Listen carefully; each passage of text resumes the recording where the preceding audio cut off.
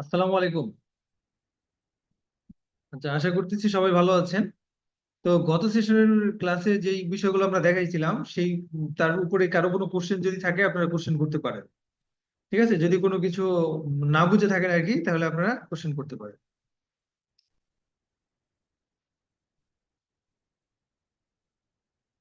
আচ্ছা, এই গতদিন আমরা আবার মাঝখানে যেটা বাদ দিয়ে গেছিলাম সেটা হচ্ছে যে জয়েনিং লেটার। ওকে, অ্যাপয়েন্টমেন্ট লেটার দেওয়ার পরে, ইস্যু করার পরে অ্যাপয়েন্টমেন্ট লেটার অনুযায়ী যেদিন আমার যে ইয়ে আর কি কি বলে যে নতুন এমপ্লয়ি যেদিন জয়েন করবে সেদিন তার কাছ থেকে আমাদের কাছে একটা জয়েনিং লেটার নিতে হবে। ঠিক আছে, যেটা দেখেন এটা কিন্তু ওই যে প্যাডের মধ্যে নাই, কারণ এটা আমরা এমপ্লয়ির থেকে নিচ্ছি আমাদের প্রতিষ্ঠানের কাছে।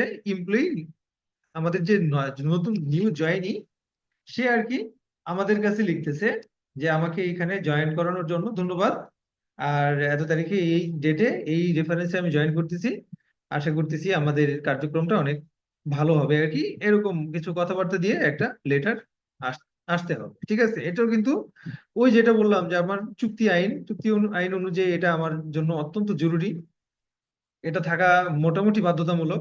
তো কি করতে হবে, আমার এমপ্লয়ির কাছ থেকে কিন্তু আমাকে একটা জয়েনিং লেটার নিতে হবে। ঠিক আছে, জাস্ট আমি তাকে অ্যাপয়েন্টমেন্ট লেটার দিয়ে দিছি, সে জয়েন করলো, ব্যাপারটা এতটুকুর ভিতরেই শেষ। সে যেদিন জয়েন করতেছে সেদিনই তার কাছ থেকে একটা এই জয়েনিং লেটার আমাদের নিয়ে রাখতে হবে। ঠিক আছে, দেখেন এটা আমাদের অফিস অফিস বরাবর আর কি হচ্ছে। আর জয়েনিং এজ তার যে ডেজিগনেশন সেটা এই জায়গাতে আসবে। এরকম বিভিন্ন জায়গাতে হয় কি যে এক বিভিন্ন মানে একটা সেম ফরম্যাট প্রিন্ট দিয়ে রাখা হয় অনেকগুলো। যেদিন যে জয়েন করে তাকে এই ফরম্যাটটা দেওয়া হয়, তখন তার নাম টাম সবকিছু দিয়ে ডেজিগনেশন এবং ডেট রেফারেন্স প্রয়োজনীয় জায়গাগুলো ফিল করে তার নাম কি সেটা লিখে সিগনেচার করে জমা করে দেয়। ঠিক আছে, এটা বেশিরভাগ ক্ষেত্রে প্র্যাকটিস, কারণ যে জয়েন করতেছে সে কিন্তু এটা লিখে নিয়ে যায় না। আবার যে প্রতিষ্ঠানে সে জয়েন করতেছে তাদের নির্দিষ্ট কিছু নির্দিষ্ট কিছু ফরম্যাট থাকতে পারে, যে এই ফরম্যাটটাই তারা ব্যবহার করে। ঠিক আছে, এই বিষয়গুলো সেখানে থাকতে হয়, এরকম কিছু রিকোয়ারমেন্ট থাকে। সেই ক্ষেত্রে কি হয় যে আপনার এই একটা ফরম্যাট তৈরি করে রাখাটাই ভালো। ওকে, পোস্টিং লেটারটা হচ্ছে যে সাপোজ যখন ব্যাংক রিক্রুটমেন্ট করে আর কি, তখন কোনো একটা ডেজিগনেশনে দেখা যায় যে অনেকগুলো এমপ্লয়িকে একসাথে হায়ার করে। ঠিক আছে, তারপর দেখা যায় যে 3 মাস বা 2 মাসের একটা ট্রেনিং হওয়ার পরে তাদেরকে পোস্টিং দেওয়া হয়। ঠিক আছে, বিভিন্ন জায়গাতে বাংলাদেশের বিভিন্ন এরিয়াতে তাদের পোস্টিং হয়ে যায়। এখন সেই ক্ষেত্রে পোস্টিং লেটার আলাদাভাবে দিতে হয়। ঠিক আছে, ইস্যু করতে হয় যে জয়েন করার পরে আহ, তার পোস্টিংটা এই জায়গাতে হচ্ছে। ঠিক আছে, আর এই পোস্টিং লেটারটা কি করে, যার যে হচ্ছে আমার এমপ্লয়ি তাকে তো একটা দিতেই হচ্ছে, প্লাস আমার যে ব্রাঞ্চে সে জয়েন করবে সেই ব্রাঞ্চে একটা দিতে হবে, আমার নিচের এইচআর ডিপার্টমেন্টে একটা রাখতে হবে, এবং ওই ব্রাঞ্চে গিয়ে যেই ডিপার্টমেন্টে সে জয়েন করবে আর কি, সেই ডিপার্টমেন্টের হেডকেও, হেড অফিসের সেই ডিপার্টমেন্টের হেডকেও একটা কপি দিতে হবে। এরকম বিভিন্ন জনকে বিভিন্ন অনেকগুলো কপি দিতে হয়। ঠিক আছে, দেখেন এখানে কি আছে, head of the department IT, যেহেতু সে আইটি জয়েন করতেছে, আইটি ডিপার্টমেন্টের হেডকে দেওয়া হচ্ছে ব্রাঞ্চ ম্যানেজার। ওই যে ব্রাঞ্চে জয়েন করবে আর কি সেই ব্রাঞ্চের ব্রাঞ্চ ম্যানেজারকে দেওয়া হচ্ছে, অ্যাডমিনিস্ট্রেশনকে দেওয়া হচ্ছে, পার্সোনাল ফাইলে রাখা হচ্ছে। ঠিক আছে, কাকে কোন জায়গাতে যাবে সেই বিষয়টাও কিন্তু অনেক গুরুত্বপূর্ণ। ঠিক আছে,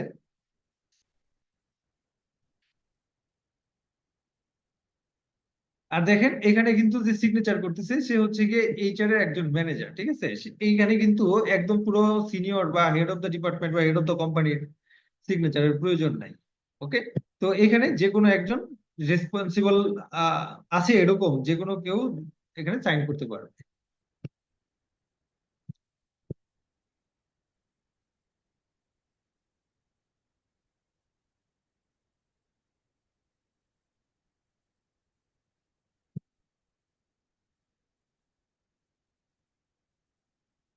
তা আনোয়ার সাহেব, আপনি কি আছেন? জি।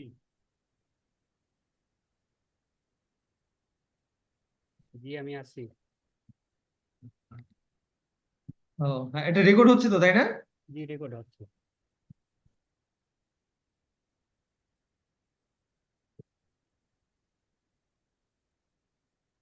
আচ্ছা, আমি কারো কথা শুনতে পারতেছি না, বাট আমার কথা কি সবাই শুনতে পারতেছি কিনা সেটা আমার একটু ক্লিয়ার হওয়া দরকার। আপনার কেউ একজন, আপনার কথা শুনতে পাচ্ছি। হ্যাঁ হ্যাঁ, ওকে আপনার কথা ওকে শুনতে পাচ্ছি। জি, শুনতে পাচ্ছি, শুনতে পাচ্ছি। ওকে ওকে ঠিক আছে। আর যেহেতু রেকর্ড হচ্ছে তাহলে আর আমাদের আর কোনো প্রবলেম নাই। আচ্ছা দেখেন, এখন কনফার্মেশন লেটার, কনফার্মেশনটা কখন দেওয়া হয়? ওই যে আমরা যখন হচ্ছে গিয়ে প্রফেশনাল পিরিয়ডটা শেষ হবে আর কি, আমার যে স্টাফ নতুন জয়েন করতেছে তার প্রফেশনাল পিরিয়ড শেষ হওয়ার সাথে সাথে আমরা কি করব, তাকে কনফার্মেশন লেটার ইস্যু করব। ঠিক আছে, কনফার্মেশন লেটার ইস্যু করার জন্য কিন্তু অনেক অ্যাসেসমেন্টের প্রয়োজন আছে। ঠিক আছে, সেলফ অ্যাসেসমেন্ট, তারপর হচ্ছে assessment from boss, assessment from junior, assessment from পির। পির বলতে হচ্ছে গিয়ে সমান সমান ডেজিগনেশন যারা থাকে তাদেরকে হচ্ছে গিয়ে পির টু পির বলে। ঠিক আছে, তো বিভিন্ন অ্যাসেসমেন্ট নিয়ে তারপর হচ্ছে গিয়ে এইগুলো করা হয়। তো এর জন্য আমাদের হয়তো বা আলাদা কোনো সেশন থাকতে পারে যেখানে ওই বিষয়গুলো নিয়ে আমরা আলোচনা করব। আলাদা কোনো ট্রেনিং আর কি থাকবে আশা করতেছি। আচ্ছা, তো দেখেন এই কনফার্মেশন লেটারের মধ্যে যে বিষয়টা থাকতেছে, we are pleased to inform you that your performance during the professional পিরিয়ডটা উল্লেখ করা আছে as content executive of BJIT making web project. হ্যাঁ, এটা একটা প্রজেক্ট বেস বলতেছি আমরা, project have been evaluated as satisfactory. হ্যাঁ, your appointment is therefore confirmed with effect from এত, কত তারিখ থেকে হচ্ছে আর কি, সেটাও আমরা দিয়ে দিলাম যে এত তারিখ থেকে আপনার এটা কনফার্ম হচ্ছে। আচ্ছা, অক্টোবর এত, তো তো অক্টোবরের পর নভেম্বর, সেটা হবে কি আমার নভেম্বর। ঠিক আছে, কনফার্ম। ও আচ্ছা, এটা বলতেছি অ্যাপয়েন্টমেন্ট কনফার্ম। ঠিক আছে, অ্যাপয়েন্টমেন্ট কনফার্ম হচ্ছে কি এই যে আমার মেয়ের 1 তারিখ থেকেই। আর আর you will be entitled to full salary and benefits from তো নভেম্বরে, তো মানে ওই যে তার যে ছিল আর কি, কি বলে যে আপনার প্রফেশনারি পিরিয়ডের পর থেকেই হচ্ছে গিয়ে তার যা কিছু নতুন কনফার্মেশনের পরে যেই সুযোগ সুবিধাগুলো সেগুলো আসতেছে। আর অ্যাপয়েন্টমেন্ট কিন্তু সেই 1 তারিখ থেকে আসতেছে, এই যে মে মাসের 1 তারিখ যেটা, সেটা থেকে আসতেছে। ওকে, other terms and condition will of your service contract will remain as same as laid out in the letter of contract dated এত, ওই তারিখে যে আমরা তাকে একটা কন্ট্রাক্ট লেটার ইস্যু করেছিলাম সেটার মধ্যে যে সুযোগ সুবিধাগুলো আছে সেটাই সে পাবে। Congratulations on your successful completion of probationary period. I also convey the expectation of the management. হ্যাঁ, that you would continue to give the best. আচ্ছা, এনিওয়ে যা আছে তো আছেই, কোনো সমস্যা নেই। তো এই এই হলো গিয়ে লেটারটা কি আমাদের কনফার্মেশন লেটার। ভাই, এই লেটারটা কি আচ্ছা, প্রভিশন পিরিয়ড শেষ হওয়ার পরে? রাইট। তো এতক্ষণ আলোচনার মাধ্যমে আপনি কি বুঝতে পারলেন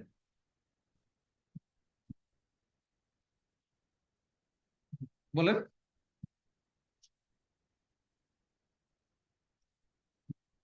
হ্যাঁ দেখেন, এই যে এখানে যে প্রফেশনাল পিরিয়ড ছিল সেটার পরেই তো আমরা তাকে কনফার্মেশনটা দিচ্ছি, তাই না? তো এই প্রফেশনাল পিরিয়ড শেষ হওয়ার পরেই আপনি তাকে কনফার্মেশনটা দিবেন। ওকে, কিছু কিছু ব্যাপার হচ্ছে কি আপনাকে কিন্তু বুঝে নিতে হবে, যদিও আমি এই ব্যাপারটা আলোচনা করছি তারপরে আপনার সেম কোশ্চেনটা আসলো। হ্যাঁ, এনিওয়ে,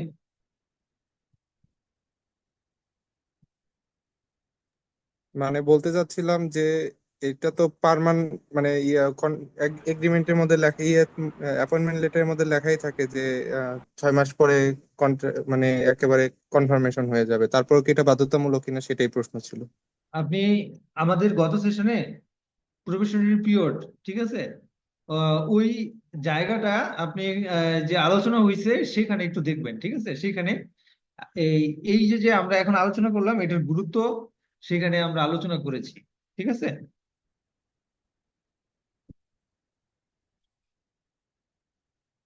আচ্ছা দেখেন, আচ্ছা এক্সপিরিয়েন্স লেটার, আমাদের এক্সপিরিয়েন্স লেটার কিন্তু বিভিন্ন রকমের হবে। ঠিক আছে, বিভিন্ন রকমের হবে। দেখেন, সার্টিফিকেট অফ এক্সপিরিয়েন্স। আচ্ছা, এটা কেন হচ্ছে? এটা হচ্ছে কি যে আমার কোম্পানিতে জয়েন থাকা অবস্থায়, ঠিক আছে, জয়েন থাকা অবস্থায় হয়তোবা আমার যে স্টাফ আছে তার একটা এক্সপিরিয়েন্স সার্টিফিকেটের প্রয়োজন হচ্ছে কোনো একটা কাজের জন্য, ঠিক আছে। আর যেমন এটা হতে পারে যে ওই অনেক সময় আমরা কি করি যে কোনো একটা ডিগ্রিতে ভর্তি হচ্ছি, ঠিক আছে। যেমন ঢাকা বিশ্ববিদ্যালয়ে যে আইবিএ ডিগ্রি গুলো আছে বা যে কোনো ইউনিভার্সিটিতে, সেখানে কি বলে যে এতদিনের একটা এক্সপিরিয়েন্স থাকতে হবে এরকম পজিশনের জন্য। সেক্ষেত্রে তাকে আমাদের যদি আমার কোনো এমপ্লয়ি এক্সপিরিয়েন্স লেটার চায়, তাহলে আমরা এই ধরনের একটা এক্সপিরিয়েন্স লেটার ইস্যু করে দিতে পারি, ঠিক আছে। তার ডেজিগনেশনটা থাকবে, কত তারিখ থেকে সে জব করতেছে আমাদের এখানে, সেই বিষয়গুলো থাকবে।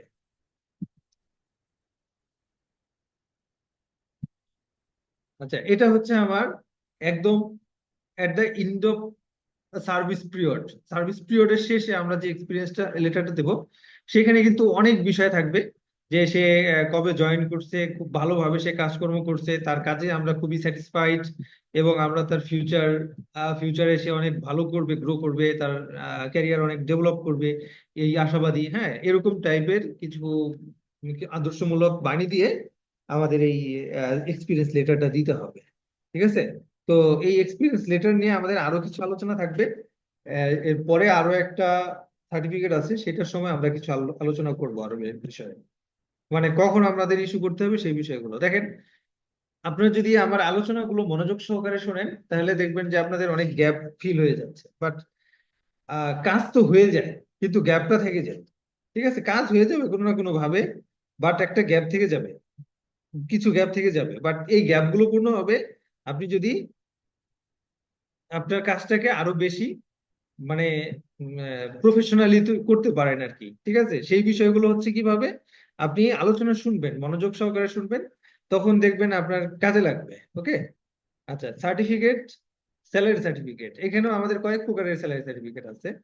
এটা হচ্ছে আমার ট্যাক্স পারপাস, ঠিক আছে। ট্যাক্স পারপাস কি, যে আমার এমপ্লয়ির ইনকাম ট্যাক্স কেটে রেখে, স্যালারি থেকে স্যালারি, ট্যাক্স অন স্যালারি কেটে রেখে আমরা কি করতেছি, স্যালারি পেমেন্ট করতেছি। আর যেই টাকাটা আমরা সরকারি কোষাগারে জমা করতেছি টাকা কেটে রেখে, সেটার উপরে আমরা কি করব, একটা স্যালারি সার্টিফিকেট তৈরি করে আমরা তাকে ইস্যু করব, ঠিক আছে। এটা কিন্তু আমার এমপ্লয়ির জন্য অত্যন্ত গুরুত্বপূর্ণ একটা ডকুমেন্ট। ওকে। তো এখানে তার ডেজিগনেশন, তার নাম, ডেজিগনেশন, ইনকাম ইয়ার, অ্যাসেসমেন্ট ইয়ার, এই বিষয়গুলো রাখতে হবে। ইনকাম ইয়ার, অ্যাসেসমেন্ট ইয়ার, এগুলো হলো কি। আচ্ছা, ফিনান্সিয়াল ইয়ার কত তারিখ থেকে কত তারিখ পর্যন্ত কেউ কি বলতে পারবেন? ফিনান্সিয়াল ইয়ার, বাংলাদেশের ফিনান্সিয়াল ইয়ার শুরু হয় কবে এবং শেষ হয় কবে? হ্যাঁ, June 30 July to to June June. হ্যাঁ, July to June June. To June June to Right. জুন মাসে হচ্ছে গিয়ে শুরু হচ্ছে, আর পরবর্তী বছরের, সরি, জুলাই জুলাইতে শুরু হচ্ছে, আর জুলাইতে পরবর্তী শুরু বছরের ছাড়া জুন জুনে থেকে শেষ। জুনে শেষ শেষ হচ্ছে। হচ্ছে। ওকে। তো তার মানে আমাদের কিন্তু দুইটা ইয়ার টাচ করতেছে, ঠিক আছে, দুইটা ইয়ার টাচ করছে। এখন ইনকাম ইয়ার, সরি, আমরা তো ফিনান্সিয়াল ইয়ার বুঝলাম, আরো আমাদের জন্য দুইটা ইয়ার লাগবে, সেটা হচ্ছে ইনকাম ইয়ার এবং অ্যাসেসমেন্ট ইয়ার। এগুলো লাগবে হচ্ছে আমাদের ইনকাম ট্যাক্সের জন্য। দেখেন, আমাদের পুরো বছরে আমরা যেই টাকাটা ইনকাম করি, পরবর্তী বছরে সেই ইনকামের উপরে আমরা কি করি, ট্যাক্স ক্যালকুলেশন করি। তার মানে পুরো বছরে যেটা আমি, যেই বছরে আমি স্যালারি পাচ্ছি বা ইনকাম করতেছি, সেটা হচ্ছে আমার ইনকাম ইয়ার, এবং আমি রিটার্ন জমা দিই হচ্ছে পরবর্তী বছরে, তাই না? সো পরবর্তী বছরটা হচ্ছে আমার অ্যাসেসমেন্ট ইয়ার। তো আবার পরবর্তী বছরেও কিন্তু আমার স্যালারি হচ্ছে, তার পরবর্তী বছরটা হবে কি, মানে এইভাবে শুধু একদিন এক বছর করে ইনকাম ইয়ার বাড়তে থাকবে, অ্যাসেসমেন্ট ইয়ারও কিন্তু বাড়তে থাকবে, ঠিক আছে, এগিয়ে যাবে। অ্যাসেসমেন্ট ইয়ারটা কিন্তু আবার পরবর্তী বছরের জন্য ইনকাম ইয়ার, এইভাবে। তো এগুলো একটু মাথাটা ক্লিয়ার রেখে আপনারা বোঝার চেষ্টা করবেন, দেখবেন যে ক্লিয়ার হয়ে গেছে। ওকে। তো ইনকাম ইয়ার কোনটা, যে আমার 2021 সালের জুলাই থেকে 2022 সালের জুন পর্যন্ত তার এই টাকাগুলো কর্তন টর্তন করে আমরা পেমেন্ট করছি। আর এই লেটারটা কিন্তু আমি ইস্যু করতেছি কি, পরবর্তী ফিনান্সিয়াল ইয়ারে। পরবর্তী ফিনান্সিয়াল ইয়ার মানে কি, জুলাই জুলাই 22-এর পরবর্তী কোনো একটা মাসে, ঠিক আছে। সো সেটা হচ্ছে আমার অ্যাসেসমেন্ট ইয়ার, মানে বিগত বছরে যে ইনকাম করছি সেটার হিসাব কিতাব করব হচ্ছে এই বছরে। তো এই বছরটা হচ্ছে আমার অ্যাসেসমেন্ট ইয়ার। এই এই জায়গাতে এই বিষয়গুলোকে আমার ক্লিয়ার করে দিতে হবে, ঠিক আছে। লেটারের মধ্যে আমার কি করতে হবে, ডেট দিতে হবে কবে আমি দিচ্ছি সেটা, তারপর হচ্ছে টিন নাম্বার দিতে হবে, আর কত টাকা টোটাল পে করা হলো, কিভাবে স্যালারি ব্রেকডাউনটা দিলাম, আর হচ্ছে কি আমার কত টাকা স্যালারি ট্যাক্স কেটে রাখছি এবং জমা করছি সেই ব্যাপারটা আমি দিয়ে দিচ্ছি। ওকে, এটা হচ্ছে আমার ট্যাক্স পারপাসে স্যালারি সার্টিফিকেট। তো অন্য আরো বিভিন্ন কারণে আমাদের স্যালারি সার্টিফিকেট দেওয়া লাগতে পারে।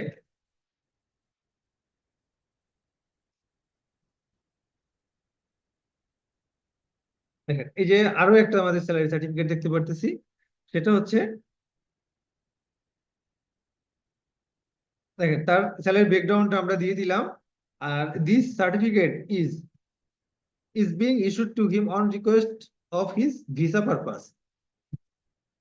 দেখেন এখানে আমরা কিন্তু তার কোনো লাইবিলিটি নিচ্ছি না। ওকে, লাইবিলিটি নিচ্ছি না, লাইবিলিটি আমি আমার নিয়ে নেওয়া হবে। আপনি একজন এইচআর হিসেবে যখন আপনার স্যালারি সার্টিফিকেট ইস্যু করবেন, আপনার স্টাফ কি করবে সেটা নিয়ে আপনাকে ব্যাংকের গ্যারান্টর বানায় সে লোন গ্রহণ করে নেবে। ঠিক আছে, হয়তো একদিন কল আসবে আপনার কাছে যে ভাই আপনার একজন স্টাফ তো আমার কাছ থেকে এত টাকা লোন নিছে বা এত টাকার গাড়ি কিনছে হচ্ছে গিয়ে বাকিতে, আপনাকে তো এখানে বানাই দিছে গ্যারান্টর, সে তো টাকা পয়সা এখনো দেয় নাই। এখন আমরা যদি আইনি স্টেপ নেই তখন আপনি তো বিপদে পড়ে যাবেন, টাকা পয়সা আপনারা দেন। হ্যাঁ, তখন আপনার মালিক কি করবে? মালিক পক্ষ বলবে যে এই এই যে সার্টিফিকেট, এই সার্টিফিকেটটা কে ইস্যু করছিল, তখন আপনি কিন্তু বিপদে পড়ে যাবেন।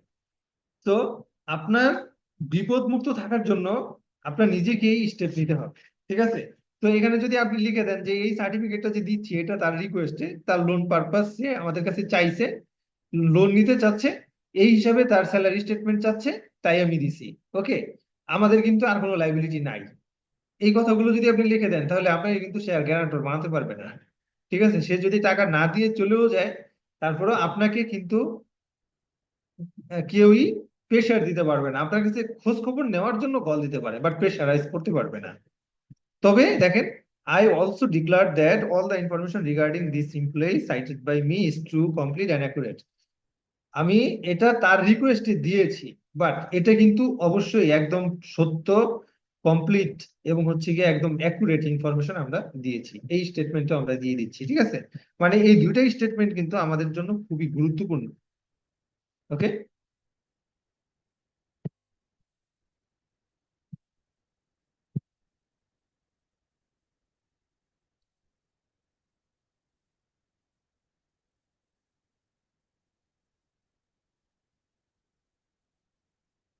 আচ্ছা, লেটার অফ ইন্ট্রোডাকশন।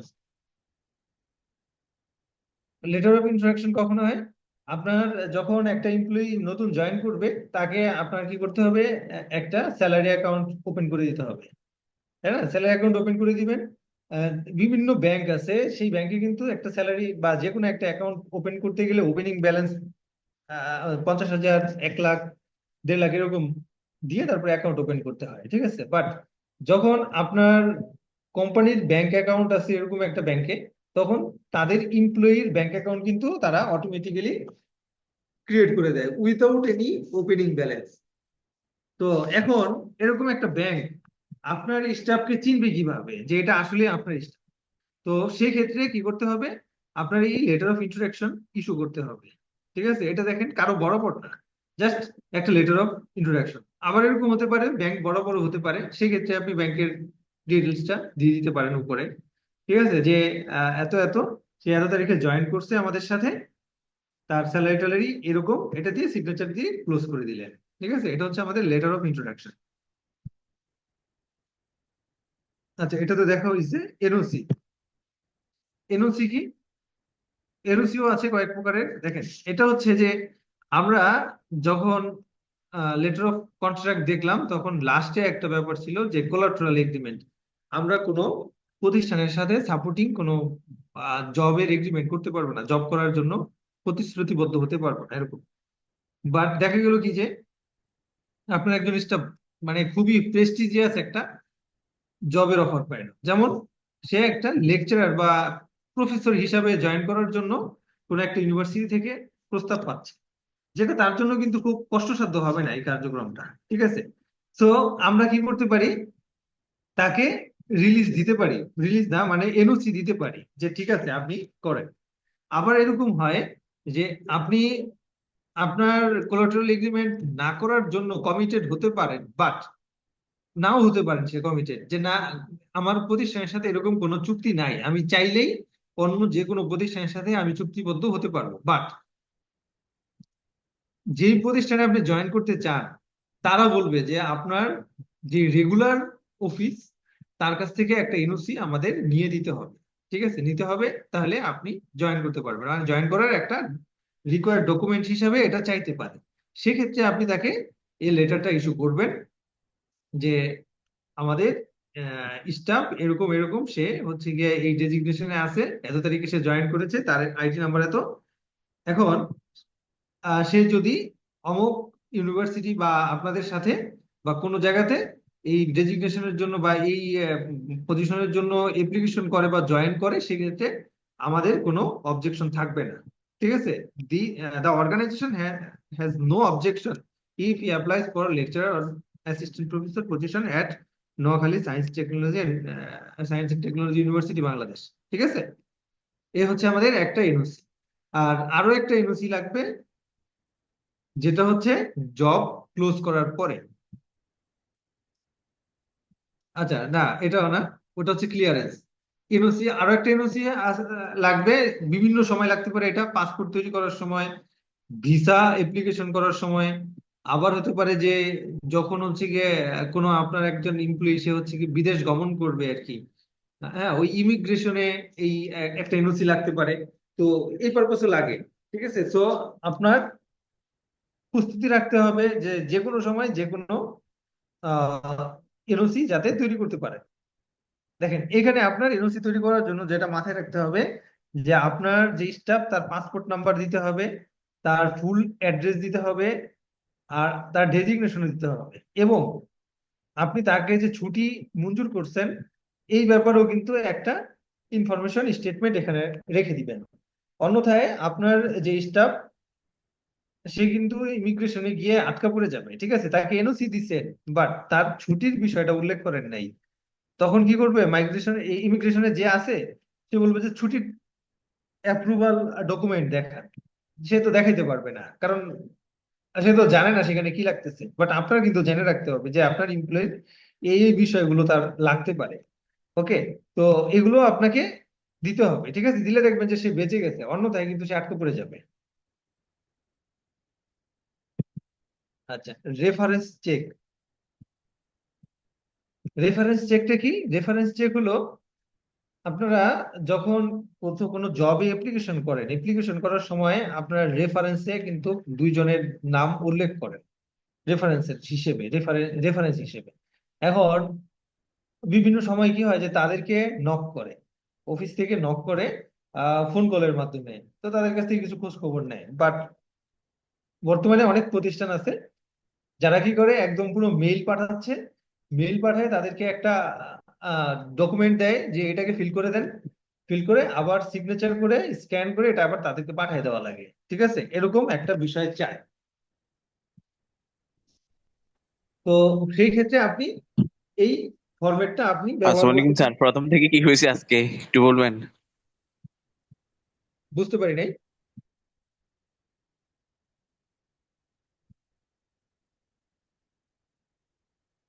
হ্যালো, আচ্ছা, কিছু বললেন কেউ? আচ্ছা, এনিওয়ে, হ্যালো, আসসালামু আলাইকুম। ওই যে ক্লাসে আমি প্রথমে একটু ঢুকতে পারিনি বলে, প্রথম থেকে কি হয়েছে একটু বলবেন? বাট আমাদের তো কন্ডিশন দেওয়া থাকে যে আপনি যদি ফার্স্টে জয়েন করতে না পারেন, ফার্স্টের ব্যাপারের জন্য আপনি আর নক করতে পারবেন না। কারণ আমরা একদম সময় মতো শুরু করি। ঠিক আছে, আর আমাদের আলোচনার টপিক অনেক বেশি, আপনাকে একদম রাইট টাইমে জয়েন করতে হবে। এছাড়া আপনার সুযোগ আছে কি, আমরা যখন রেকর্ডটা শেয়ার করব তখন আপনি দেখে নিতে পারবেন যে আপনি কি কি বিষয় মিস করছেন। ঠিক আছে, তো আপনারা সবাই চেষ্টা করবেন রাইট টাইমে জয়েন করার জন্য। ঠিক আছে, রাইট টাইমে জয়েন না করলে কিন্তু অনেক কিছু মিস করার ব্যাপার থাকে। আর যাই হোক, মিস কেন করবেন, আমরা তো রেকর্ড দিয়েই দেবো। ও, রেকর্ড ক্লাস কখন পাবো স্যার এটা? বুঝতে পারি নাই। রেকর্ড ক্লাসটা কখন পাবো? রেকর্ডটা কালকে পাবেন, কালকে, আগামীকাল। আর ঠিক আজকেও আছে। পেতে পারেন যদি সময় থাকে আর কি, কনভার্ট হওয়ার জন্য বা আপলোড হওয়ার জন্য একটা সময় নেয়, বড় একটা সময় নেয়। তো এর মধ্যে যদি দেখা যায় যে আপলোড কার্যক্রম আমাদের সব শেষ হয়ে যায়, তখন আবার দিয়েও দেওয়া হতে পারে। হ্যাঁ, এটা নিশ্চিত না, তবে সাধারণত এই পরবর্তী দিনের মধ্যেই রেকর্ড প্রদান করা হয়। আপনি আমাদের যে গ্রুপ আছে, গ্রুপের মধ্যে থাকবেন, অ্যাক্টিভ থাকবেন, ওই গ্রুপের মধ্যেই সব ডকুমেন্ট এবং হচ্ছে গিয়ে সবকিছু সেখানে শেয়ার করা হচ্ছে।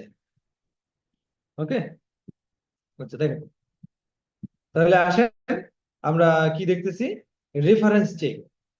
রেফারেন্স চেকের মধ্যে আপনার আপনার যে নতুন এমপ্লয়ি যাকে আপনি সিলেক্ট করছেন, তার ইনফরমেশন, যে ইনফরমেশন গুলো দিয়েছে সেগুলো সব ঠিকঠাক আছে কিনা তা জানতে চেয়ে আপনি একটা মেল করতে পারেন। এখানে যেটা আছে সেটা খুবই ইজি, বাট আমরা আরো একটা যেটা দেখাবো সেটা কিন্তু অনেক বড় একটা, ঠিক আছে, মানে বিশাল বড়। এটা একটা স্ট্যান্ডার্ড অর্গানাইজেশনের একটা, দেখেন তার হচ্ছে কি নাম লেখা আছে, যে ক্যান্ডিডেটের নাম, তারপর হচ্ছে ডেজিগনেশন, তার কিন্তু এই যে রেসপন্সিবিলিটি গুলো দেওয়া আছে। ওকে, তো এখানে দেখেন ফার্স্টে যেটা চাওয়া হচ্ছে যে ক্যান্ডিডেটের সাথে আপনার কিভাবে পরিচিত এবং হচ্ছে গিয়ে প্রফেশনালি আপনি আপনার সাথে কতদিন যাবত আপনি তাকে চেনেন।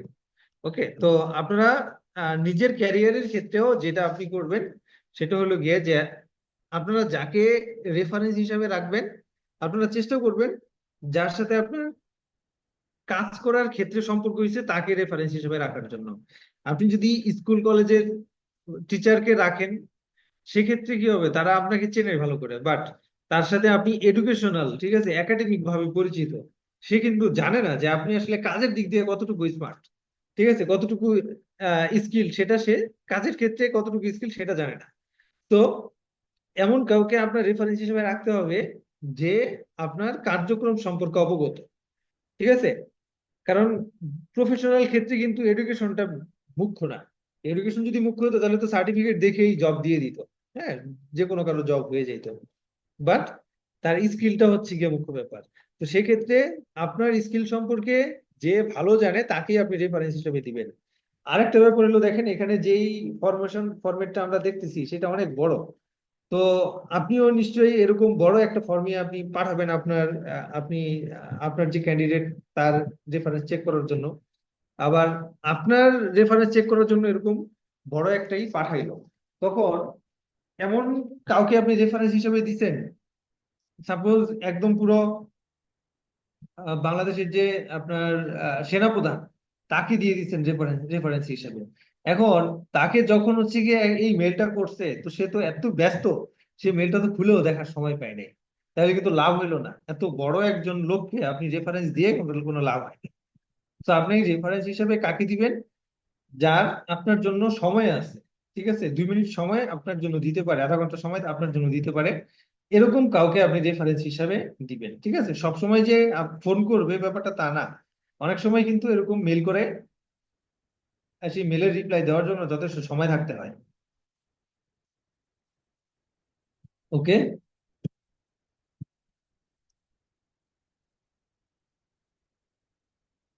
আচ্ছা, তার আগে আমরা আরেকটা দেখি হচ্ছে ক্লিয়ারেন্স। দেখেন ক্লিয়ারেন্স, এই যে আমি বলছিলাম যে এক্সপিরিয়েন্স সার্টিফিকেটের ব্যাপারে কিছু আলোচনা করবো, তাই না। এক্সপিরিয়েন্স সার্টিফিকেট আমরা কখন দিই, এক্সপিরিয়েন্স সার্টিফিকেট দিই হচ্ছে গিয়ে যখন আমার এমপ্লয়ি আমাদের থেকে সেপারেট হয়ে যাচ্ছে, ঠিক আছে, সেপারেট হয়ে যাচ্ছে। সে যদি ডিসমিসাল হয় তাহলে তো আমরা তাকে দেবো না, এটাই স্বাভাবিক, বাট সে রিজাইন দিছে, অথবা আমরা তাকে টার্মিনেট করে দিছি, অথবা প্রজেক্ট শেষ হয়ে গেছে, মেয়াদকাল শেষ হয়ে গেছে, তাহলে আমরা তাকে কি করবো, এক্সপিরিয়েন্স লেটার ইস্যু করবো। বাট আমার এমপ্লয়ি সে চলে যাবে হচ্ছে গিয়ে যে কোনো একটা মাসের 30 তারিখ বা 31 তারিখে সে চলে যাচ্ছে, তাহলে আমি কি করলাম, ওই 30 তারিখেই তাকে আমি এক্সপিরিয়েন্স সার্টিফিকেট দিয়ে দিলাম। এটা কিন্তু একটা ভুল প্র্যাকটিস, ঠিক আছে, এটা সবসময় একটা ভুল প্র্যাকটিস, মাথায় রাখবেন। এখন ভুল প্র্যাকটিস কেন, কারণ তার সাথে আপনার দেনা পাওনা আছে কিনা আপনি কিন্তু তখনও পর্যন্ত শিওর না, ঠিক আছে, যে মানে অমীমাংসিত কোনো কোনো বিষয় আছে কিনা তার সাথে। তো আপনি কি করবেন, আর আপনার যে স্টাফ যে চলে যাচ্ছে, সে পরবর্তী দিন নতুন তার কোম্পানিতে জয়েন করবে, সেখানে কিন্তু আবার চাচ্ছে যে আগের প্রতিষ্ঠানে কতদিন কাজ করছে না করছে সেই ইনফরমেশন চাবে। তো তার জন্য এক্সপিরিয়েন্স লেটার দরকার, আর আপনার জন্য কি এক্সপিরিয়েন্স লেটার না দেওয়াটা দরকার?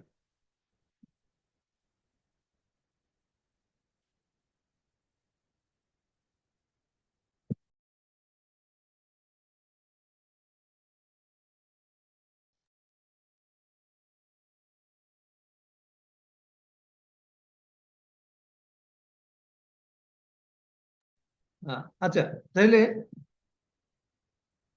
আপনি এখন কি করবেন?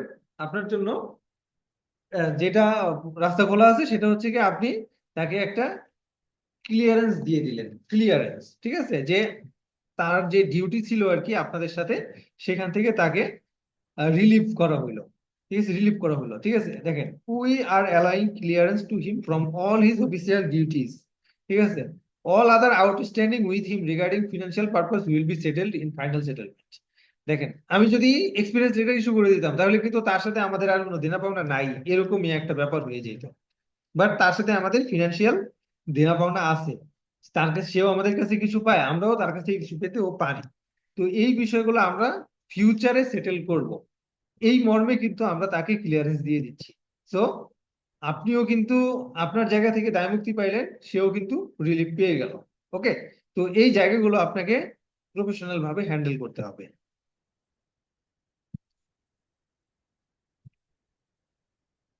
তাহলে পার্সোনাল ফাইল, আর এই পার্সোনাল ফাইলটা হচ্ছে গিয়ে যে একটা ফাইল, যে ফাইলের বিষয়টা অলরেডি আপনারা জানেন, যে যখনই হচ্ছে গিয়ে আমাদের কোনো একটা এমপ্লয়ি নতুন জয়েন করবে, সাথে সাথে তার আইডি দিয়ে একটা ফাইল ওপেন হয়ে যাবে।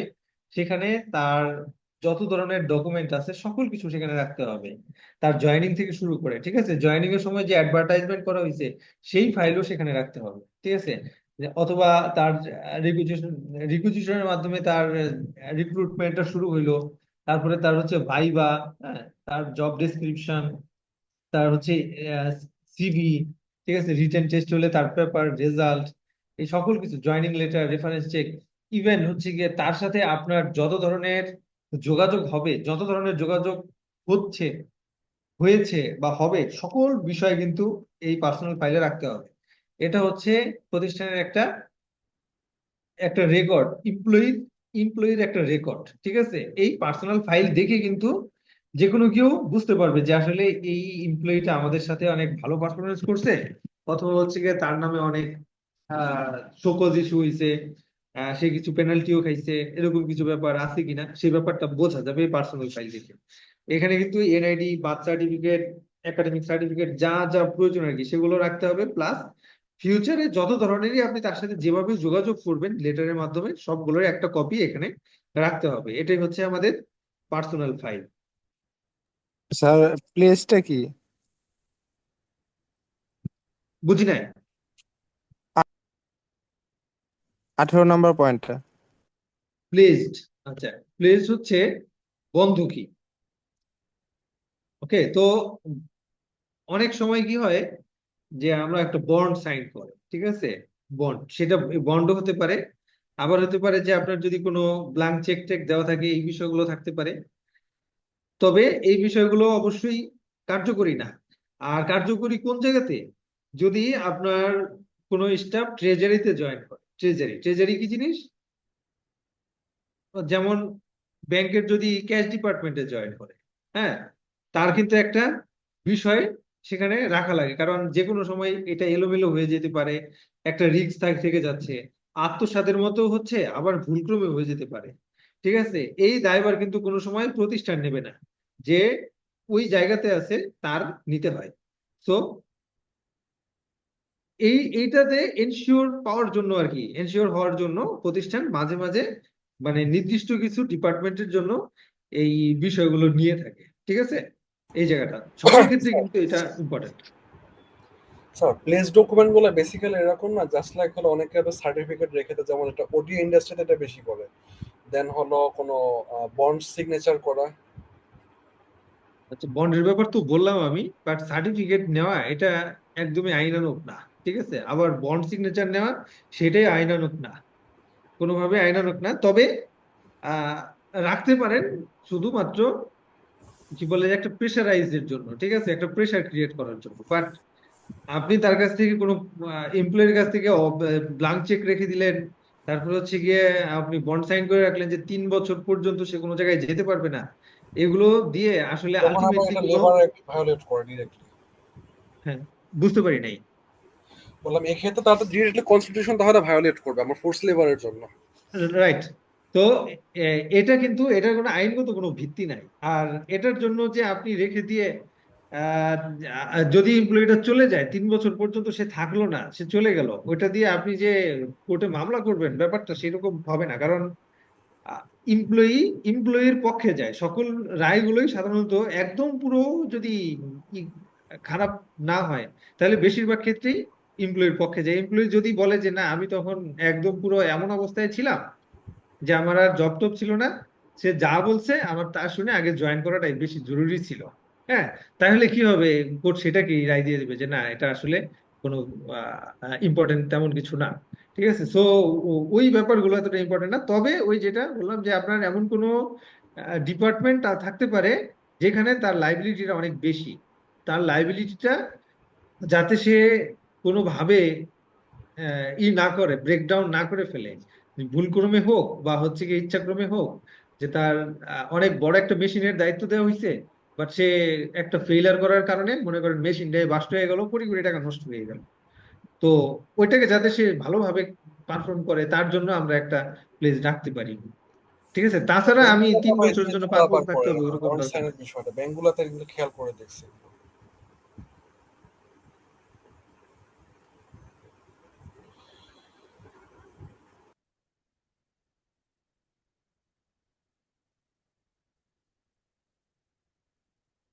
আচ্ছা, তাহলে আর কোনো কোশ্চেন?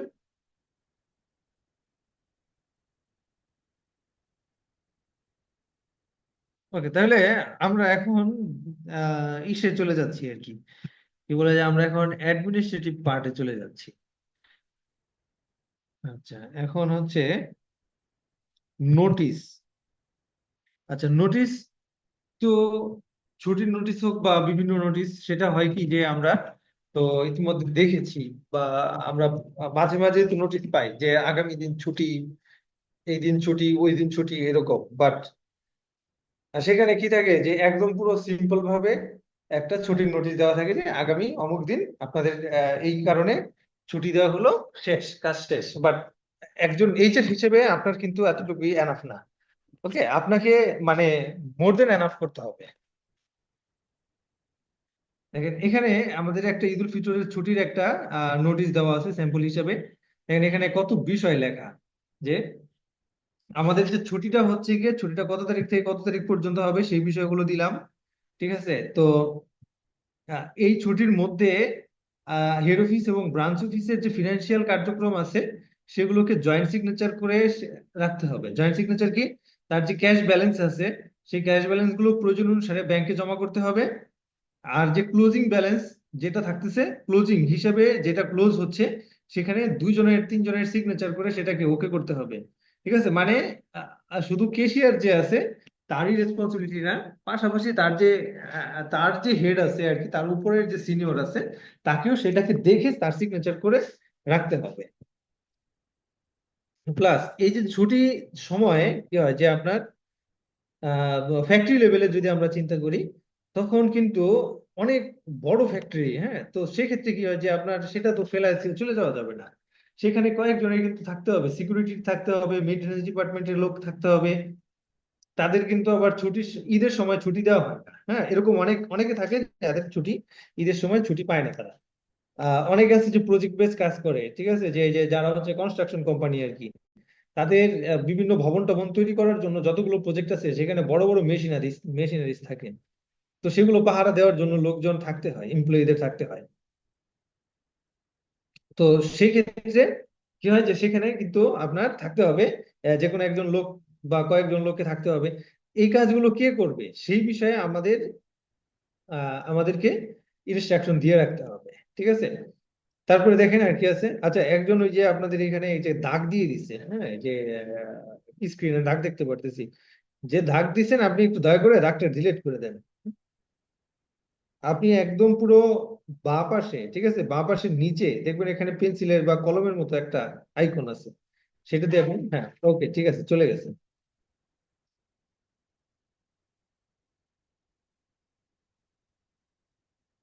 আচ্ছা দেখেন, এখন আমরা আরো যে ইনস্ট্রাকশন দিচ্ছি সেগুলো কি, যে everyone should keep there mobile phone active during the vacation to maintain essential contact. প্রয়োজনীয় যোগাযোগ রক্ষার জন্য তাকে কি করতে হবে, মোবাইল নাম্বার অ্যাক্টিভ রাখতে হবে। আর যেদিন হচ্ছে গিয়ে আমাদের ছুটি শেষ হবে, ঠিক আছে, সেদিন তার আগের দিনই তাকে কি করতে হবে, রাতের বেলার মধ্যে আমাদের ডেস্টিনেশন, আমাদের যে অফিস এরিয়া সেখানে চলে আসতে হবে। ফ্যাক্টরি লেভেলে কি হয় যে ডরমিটরি ব্যবস্থা থাকে, আমরা বলে দিচ্ছি কি যে ডরমিটরিতে উপস্থিত থাকতে হবে আগের দিন রাতের বেলায়। আর যেদিন ছুটি শুরু হবে আর কি, সেদিন ছুটি যেদিন মানে শুরু হচ্ছে তার আগের দিন, মানে বন্ধ যেদিন লাস্ট ওয়ার্কিং ডে, সেদিন 6টার আগে কেউই অফিস থেকে বেরোতে হবে না, পারবে না। 6টা বা 5টার আগে অফিস থেকে বেরোনোর দিয়ে দিচ্ছি। আবার বলতেছি কি যে আপনি যখন অফিস থেকে বেরোবেন, লিভ নিবেন, মানে চলে যাবেন, তখন আপনার বসকে একটা মেসেজ দিয়ে রাখবেন হোয়াটসঅ্যাপে। আবার আপনি যখন অফিসে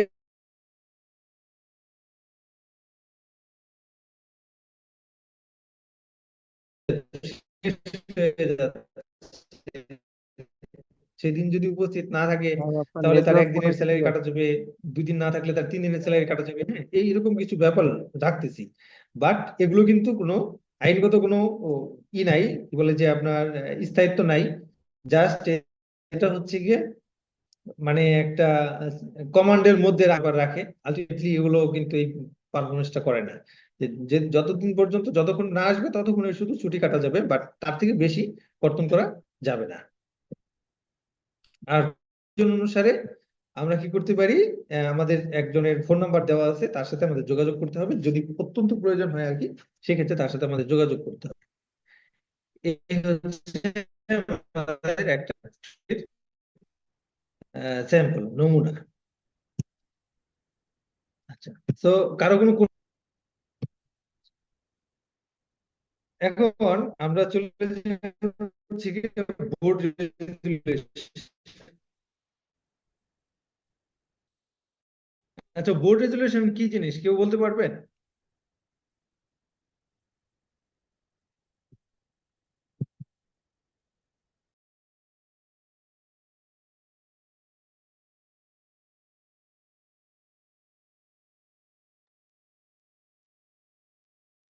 বোর্ড রেজুলেশন হলো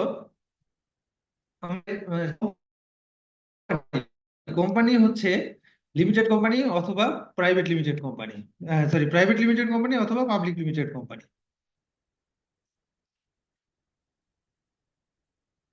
তো এই প্রাইভেট লিমিটেড কোম্পানি বা পাবলিক লিমিটেড কোম্পানি, এদের মালিক কিন্তু একাধিক, ঠিক আছে, একের অধিক।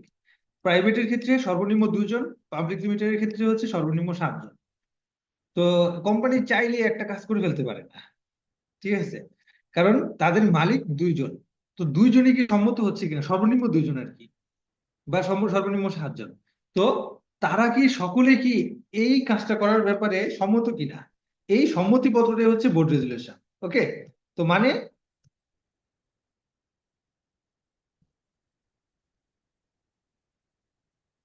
আচ্ছা, একটা সেকেন্ড।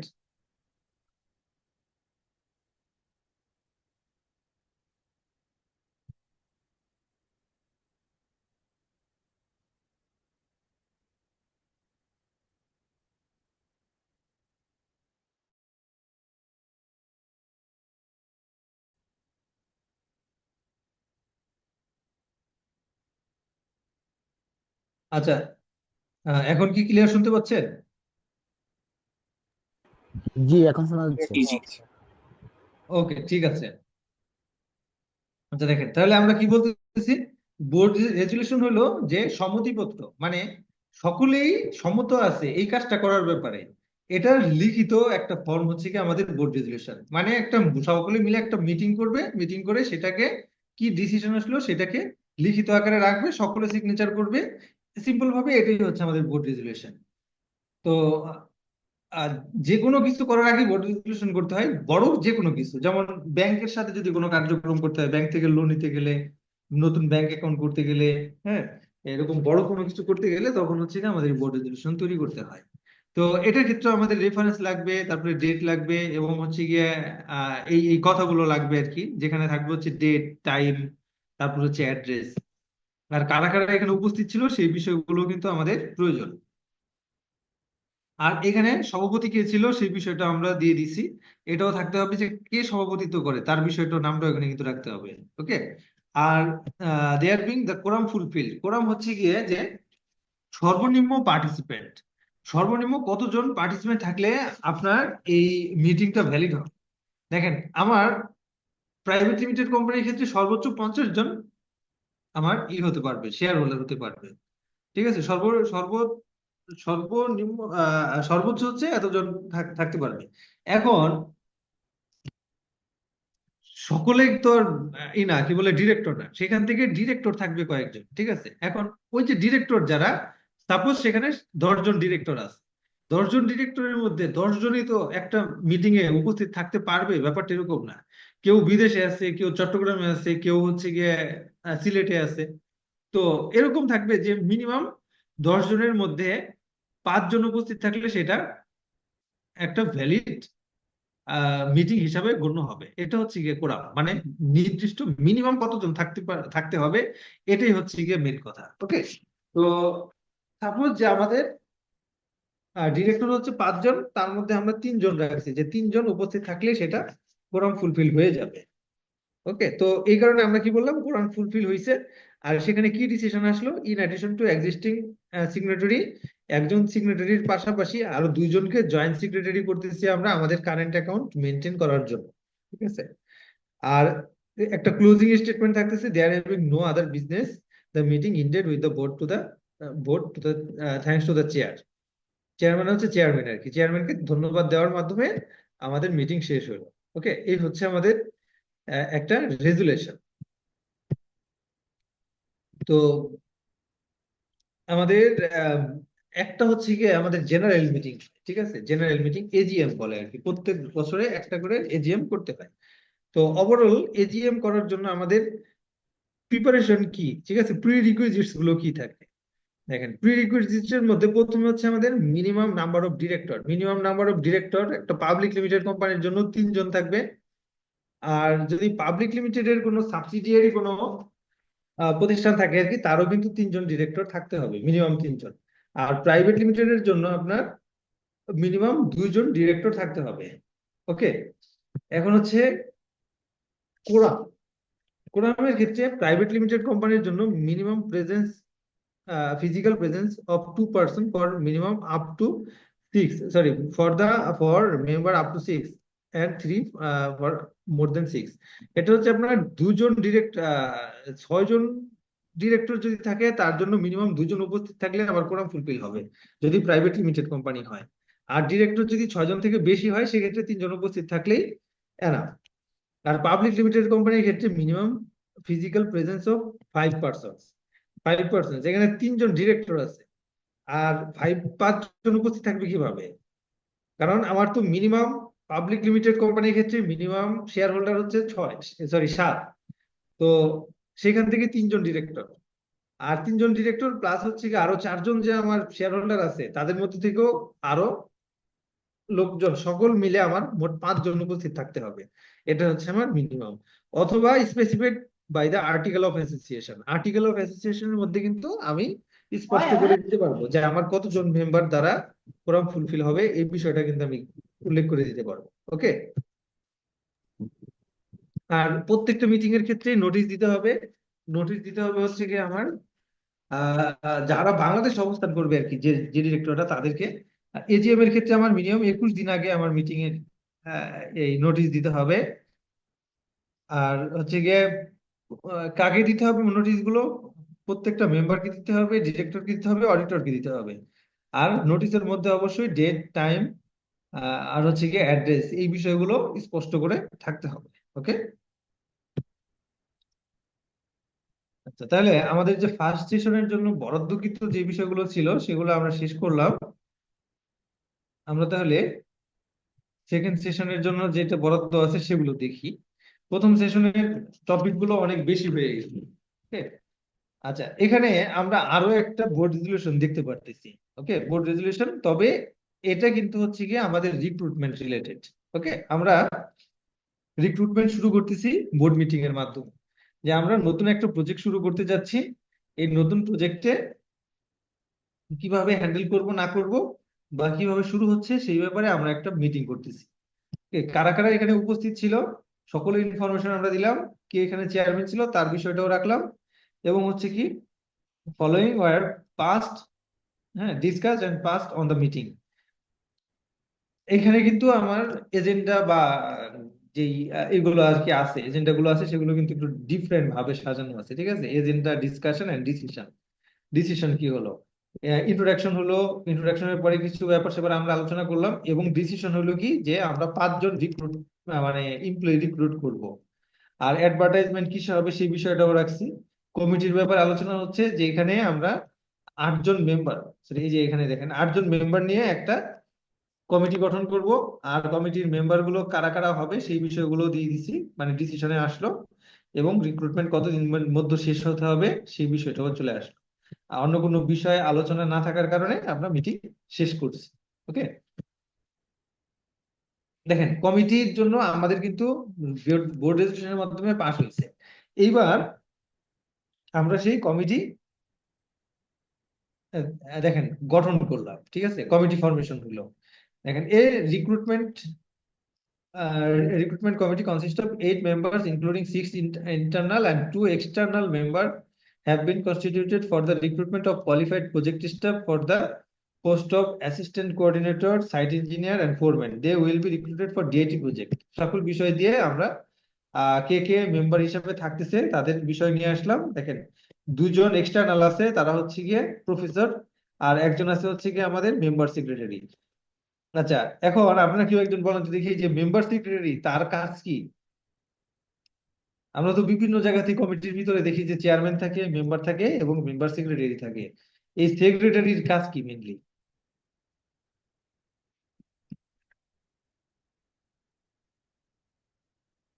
আচ্ছা দেখেন, এই যে মেম্বার কমিটি, হ্যাঁ, রিক্রুটমেন্ট কমিটি তৈরি করা হবে, তাই না? তারপর হচ্ছে আরো রিক্রুটমেন্টের জন্য বিভিন্ন ধরনের কাজকর্ম করা হবে।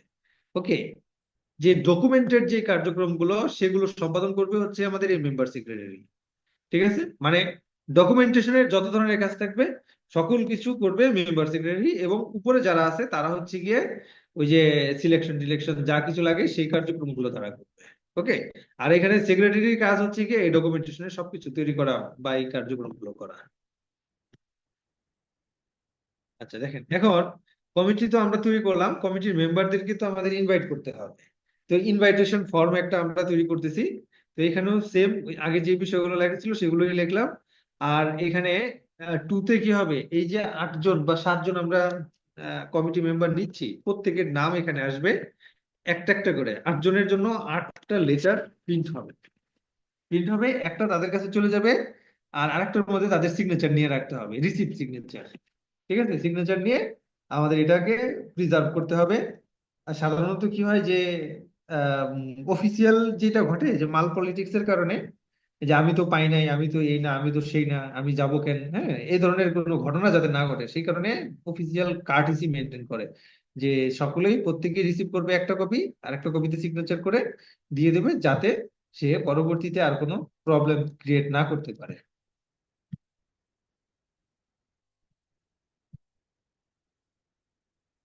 দেখেন standard CV format. Standard CV format কি জিনিস? তো যে বিডি জবস, ওকে, বিডি জবস কি হয় যে আপনি বিডি জবসে যখন বিডি জবস এর মাধ্যমে অ্যাপ্লিকেশন করেন, তখন বিডি জবস এর যে স্ট্যান্ডার্ড সিভিটা আছে সেটা যে কোনো কেউ এটা ওপেন করে। বাট সেখানে কিন্তু আরো একটা অপশন আছে যে আপনি চাইলে কাস্টমাইজ সিভি সেখানে আপলোড করতে পারেন, বাট সেটা কিন্তু বেশিরভাগ মানুষ সেটা করে না, অথবা করলেও সেটা কিন্তু সাবমিট করার সময় ওই বিডি জবসে যেটা ইন্টারনাল সেটাকেই সাবমিট করে। কেন করে? কারণ ওটা দিয়ে খুব দ্রুত সিভি স্ক্রিনিং করা সম্ভব। যে এমপ্লয়ার, যে মালিক পক্ষ আর কি, বা যে এইচআর আছে, সে সেই স্ট্যান্ডার্ড সিভি ফরম্যাট থাকার কারণে সে কিন্তু খুব সহজেই স্ক্রিনিং করতে পারবে। বাট এক একজনের সিভি যদি এক এক রকমের হয়, সেক্ষেত্রে কিন্তু স্ক্রিনিং করাটা মানে খুব টাফ হয়ে যায়।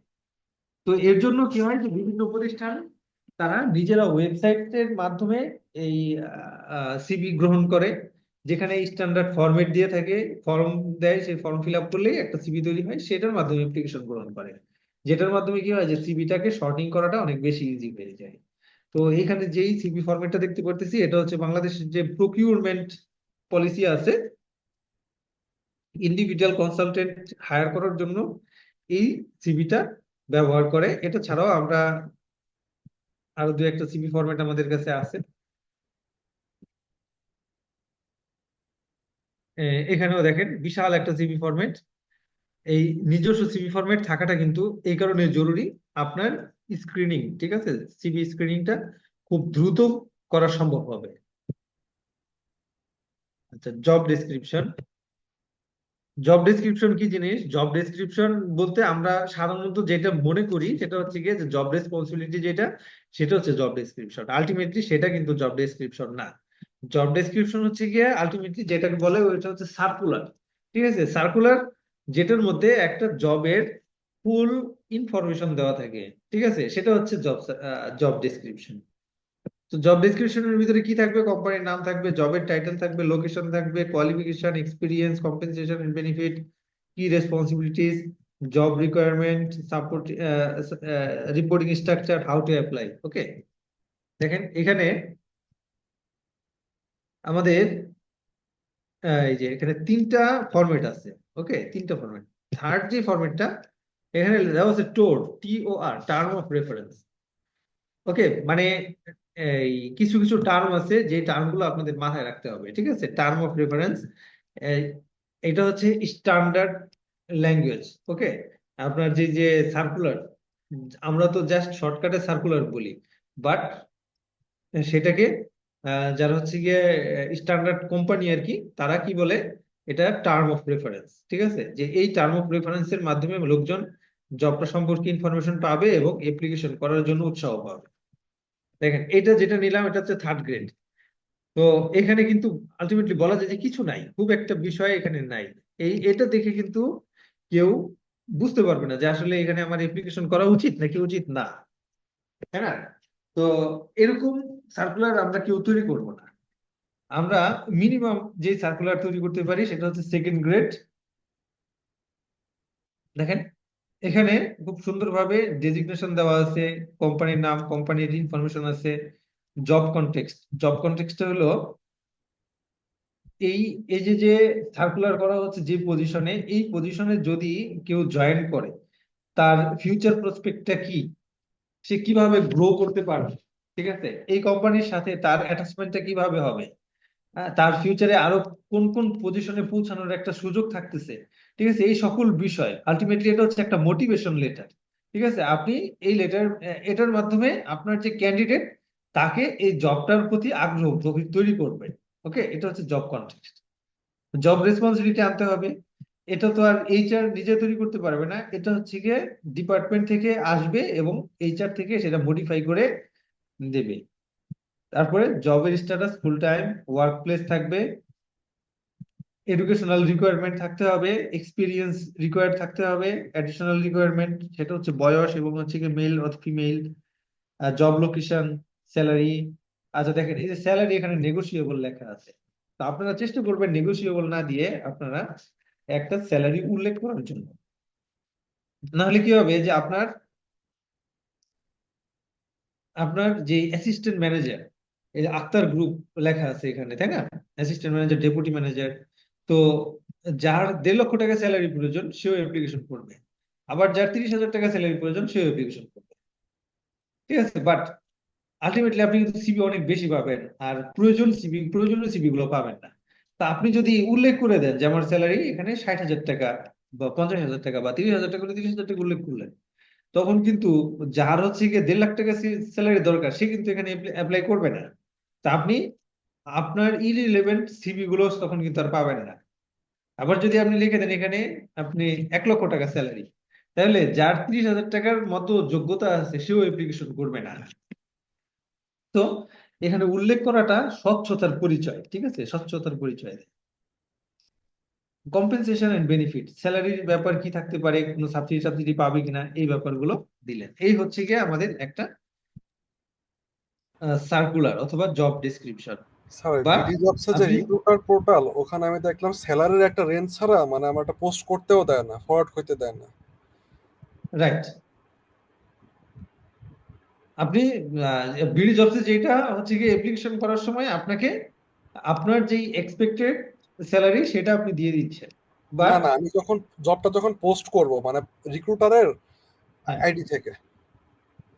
রাইট, আমার মনে হয় এখন হয়তোবা ওই অপশনটা নিয়ে আসছে, বাট আমি তো অনেকদিন পর্যন্ত সেখানে যাই না। এর আগে কিন্তু আমি দেখেছি অনেক বেশিরভাগ ক্ষেত্রেই দেখা গেছে যে জব নেগোশিয়েবল, স্যালারি নেগোশিয়েবল, স্যালারির অপশনটা স্যার নেগোশিয়েবল কোম্পানি। করা যায়, কিন্তু আমি এই জিনিসটা বুঝতেছি না যে ওরা নেগোশিয়েবল থাকা সত্ত্বেও কেন ওরা আবার ভিতরে ভিতরে আবার রেঞ্জটা জানতে চায়, মানে আমার মিনিমাম রেঞ্জ আর ম্যাক্সিমাম রেঞ্জটা কত। আচ্ছা, তাদের কিন্তু আছে কি বলে যে আপনি যখন বিডি জবসে একটা জব পোস্ট করবেন, তো তখন কি হবে যে অনেক অ্যাপ্লিকেশন পাবেন, প্রথমেই দেখা যাবে যে অনেকগুলো 20, 25, 30টা অ্যাপ্লিকেশন এসে পড়ছে সাথে সাথে। তো আলটিমেটলি দেখা যায় কি, তাদেরকে কল দিলে দেখা যায় যে তারা নিজেরা অ্যাপ্লিকেশন করে নাই, তারা জানেও না যে এখানে অ্যাপ্লিকেশন হয়ে গেছে। বিডি জবস এর নিজস্ব এআই আছে, সেই এআই এর মাধ্যমে আপনার যে ইনফরমেশন গুলো চাচ্ছেন, যে ইনফরমেশন গুলো দিচ্ছেন, সেই অনুযায়ী অটোমেটিক্যালি সিভির সাথে যে সিভি গুলোর সাথে ম্যাচ করবে, অটোমেটিক্যালি সেখানে অ্যাপ্লিকেশনটা নিয়ে নেবে, ঠিক আছে। পার্সেন্টেজ হয়তোবা থাকে উপরে আর কি, যে ওই ম্যাচিং টেকনিকের পার্সেন্টেজ। কারণেই হয়তো আপনার কাছ থেকে চেয়ে নিচ্ছে যে আপনার স্যালারি রেঞ্জটা কত, ঠিক আছে। না, এখানে আমি দেখলাম কি আমি নেগোশিয়েবল আমি দিয়ে দিব বা অত স্যালারিটা হাইড করবো, স্টিল আমি যখন পোস্ট করতে যাব তখন আমার থেকে বারবার জিজ্ঞেস করে যে স্যালারি রেঞ্জ কত। এখন আমি যেমন 0 আর 1ও দিতে পারি না, আবার যেমন 1,000ও দেওয়া যায় না, তখন মিনিমাম ভ্যালুটা আমার দেখা যায় তখন 5,000 অ্যাকসেপ্ট করে।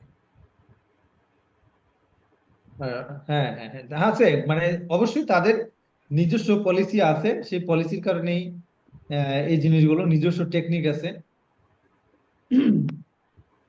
আচ্ছা, এগুলা আচ্ছা, কি মানে ফার্দার কি কোনো মানে যে রিক্রুটার তার কোনো মানে ভেরিফিকেশন কোনো পারপাসে, নাকি হলো জাস্ট হলো এটা? আচ্ছা, সেটা মানে যেহেতু হচ্ছে গিয়ে এটা বিডি জবস এর কাজ, ওগুলো থার্ড পার্টির ব্যাপারে আমরা আলোচনা না করি, ঠিক আছে। যদি আপনার ব্যক্তিগত কোনো ইস্যু হয় সেটা নিয়ে আমরা আলোচনা করতে পারতাম, যেহেতু এটা কোনো একটা কোম্পানির নাম এসে করতেছে, তো আমরা ওই ব্যাপারটা আর আলোচনা না করি। ওকে। জি, ঠিক আচ্ছা, আছে। দেখেন, এখন ফাইনালি আমরা যেটা দেখবো সেটা হচ্ছে গিয়ে যে ইউএনডিপি। ইউএনডিপি কি? ইউনাইটেড নেশনস ডেভেলপমেন্ট প্রোগ্রাম, এটা হয়তো অনেকে জানেন।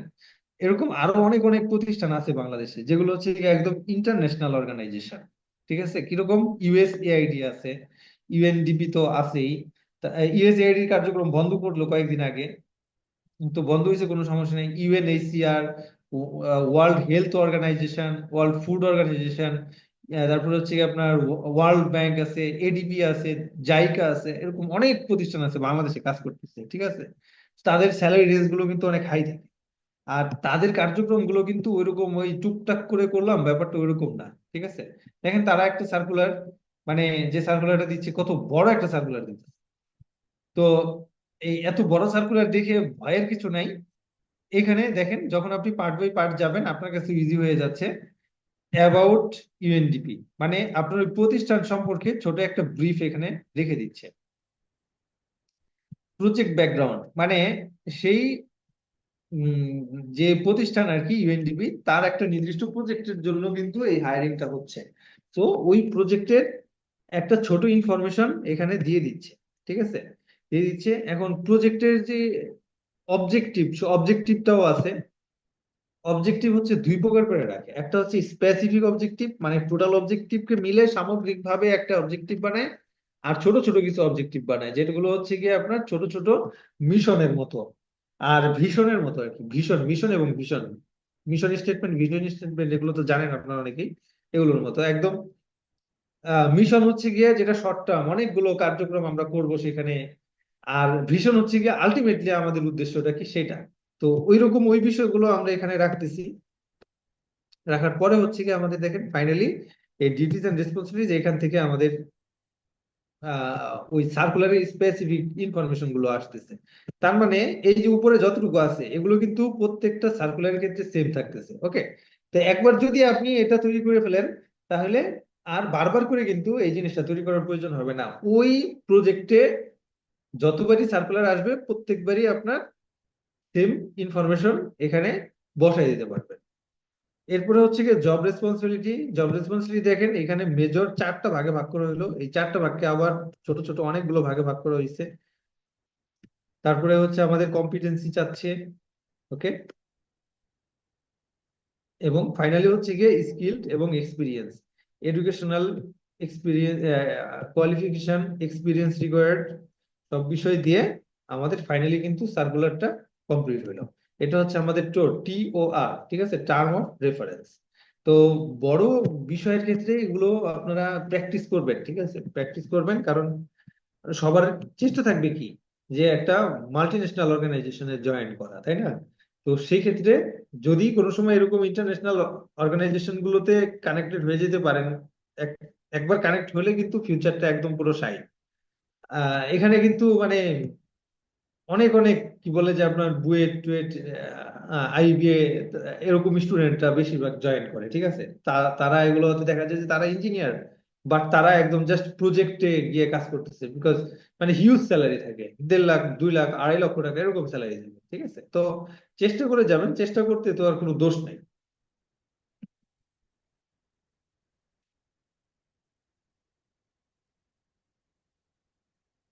আচ্ছা, পার্সোনাল রিকুইজিশন ফর্ম দেখেন।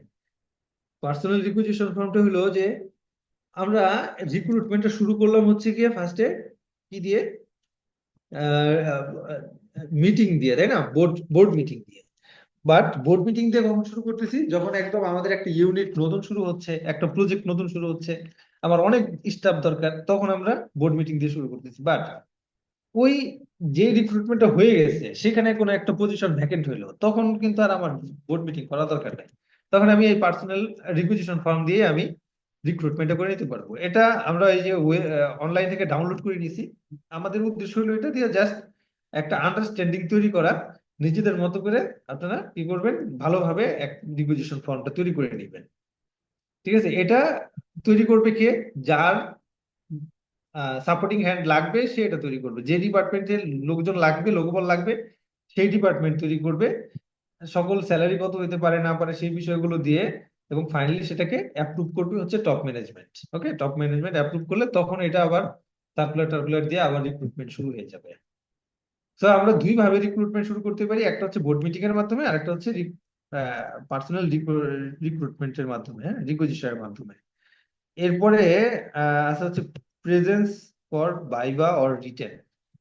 প্রেজেন্সটা কেমন হয় সেটা তো আপনারা জানেন যে অনেকেই সবাই এখানে যারা আছেন তারা ভাইভা বা হচ্ছে গিয়ে দিছেন। তো তাদের কি করতে হয়, একটা আপনার উপস্থিতি সিগনেচার আর কি নিতে হয়, ঠিক আছে, উপস্থিতি গ্রহণ করতে হয় সবকিছু। তো এটার আমরা দেখলাম না, আমরা দেখবো হচ্ছে গিয়ে ভাইভা স্কোর শিট। দেখেন, এটা হচ্ছে আমাদের ভাইভা স্কোর শিট।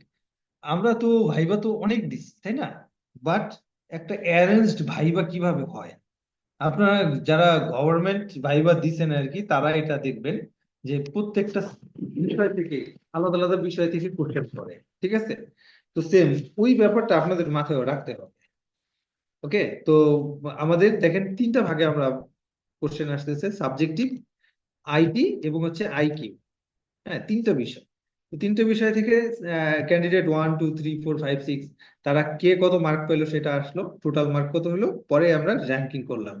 র্যাঙ্কিং করার পরে প্রথম 2জনকে আমরা রিকমেন্ডেশন করছি, ঠিক আছে, প্রথম 2জনকে। এখন দেখেন 2জন কিন্তু সেম মার্ক পাচ্ছে, 2জনই 17 মার্ক পাচ্ছে, বাট একজন ফার্স্ট রিকোয়ারমেন্ট, একজন সেকেন্ড রিকোয়ারমেন্ট রিকমেন্ডেশন হলো।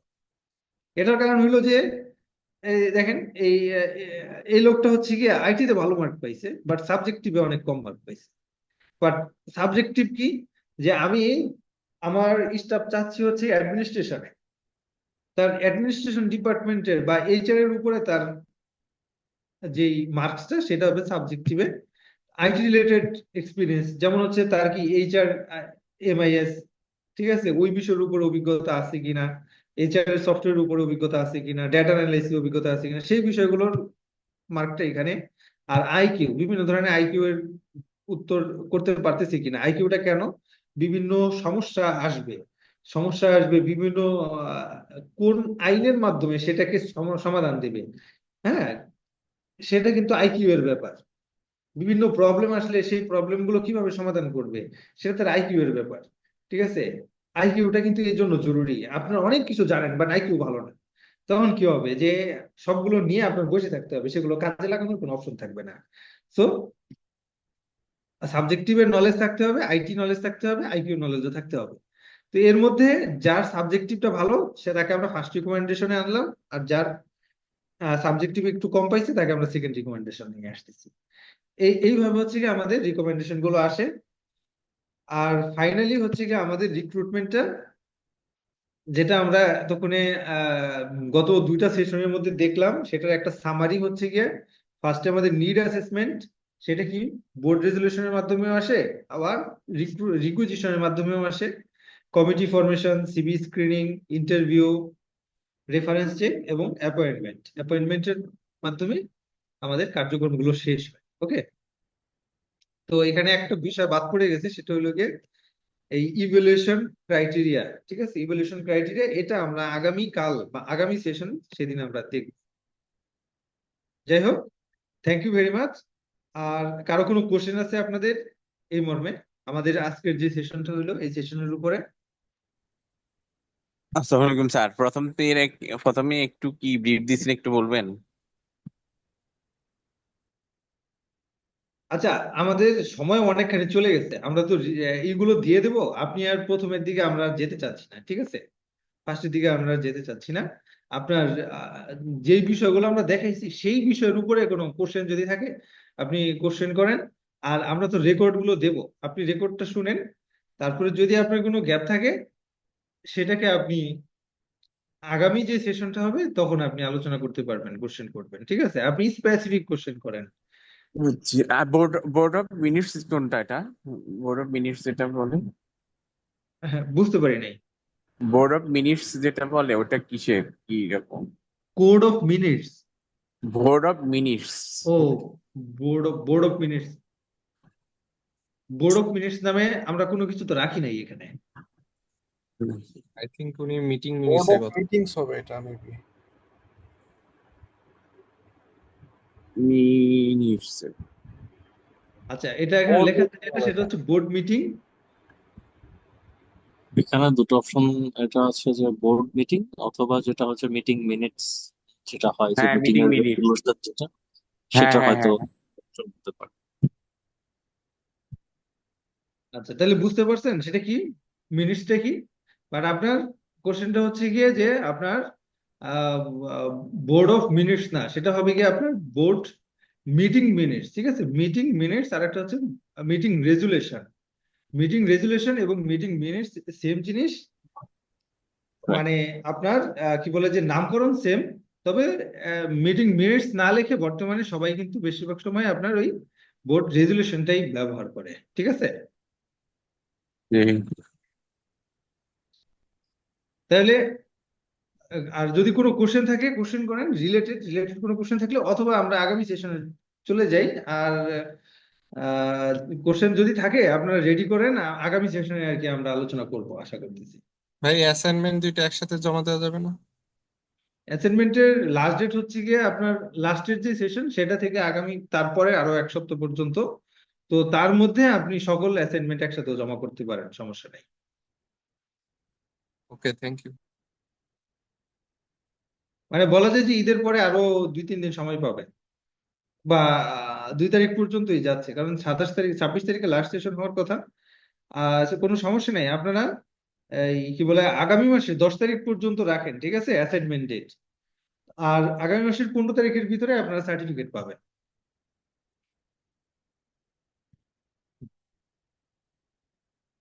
ওকে, থ্যাংক ইউ ভেরি মাচ।